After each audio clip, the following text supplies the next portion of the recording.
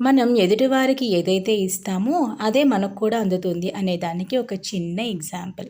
ఒకసారి ఒక అడవిలో ఒక ఏనుగు దిగాలుగా కూర్చుంటే అది గమనించే నక్క ఏనుగు దగ్గరికి వెళ్ళి, "ఏనుగు మామ ఎందుకు ఇలా దిగాలుగా కూర్చున్నావు? ఏమైంది?" అని చెప్పి అడిగిందిట. అప్పుడు ఏనుగు చెప్తుంది, "ఈ అడవిలో అందరికంటే పెద్ద జంతువుని నేనే కదా!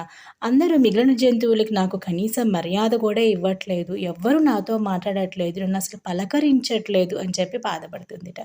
పైపెచ్చు ఇంకేమంటుందంటే, "చూసావా ఇప్పుడు నువ్వు గూడా కనీసం నాకు వచ్చి ఏనుగు మామ అన్నావే కానీ కనీసం శుభోదయం కూడా చెప్పలేదు నాకు" అందిట. అప్పుడు నక్కంటుంది, "శుభోదయం ఏనుగు మామ" అని చెప్తుంది.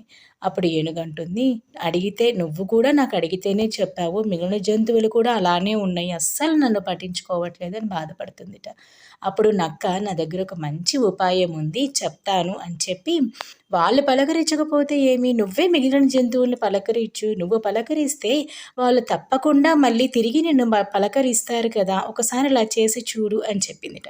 అప్పటినుంచి ఏనుగు సరే ఇదేదో బాగుంది ఉపాయం అని చెప్పి వెళ్తూ ఉంటే మధ్యలో ఒక చిన్న కుందేలు పిల్ల కనిపిస్తే, "ఓ చిట్టి కుందేలా శుభోదయం బాగున్నావా?" అని చెప్పి పలకరిస్తుందిట.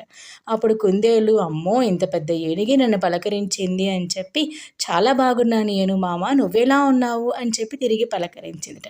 ఇలా మిగిలిన జంతువులతో కూడా ఏనుగు అదే పలకరిస్తూ ఉంటే కొన్నాళ్ళకు మిగిలిన జంతువులు కూడా ఏనుగుతో చాలా స్నేహంగా మెలిగినయి. వాటంతట అవే పలకరించడం మొదలుపెట్టి అందరూ చాలా సన్నిహితంగా, చాలా కలిసిమెలిసి ఉన్నాయట అన్ని జంతువులు.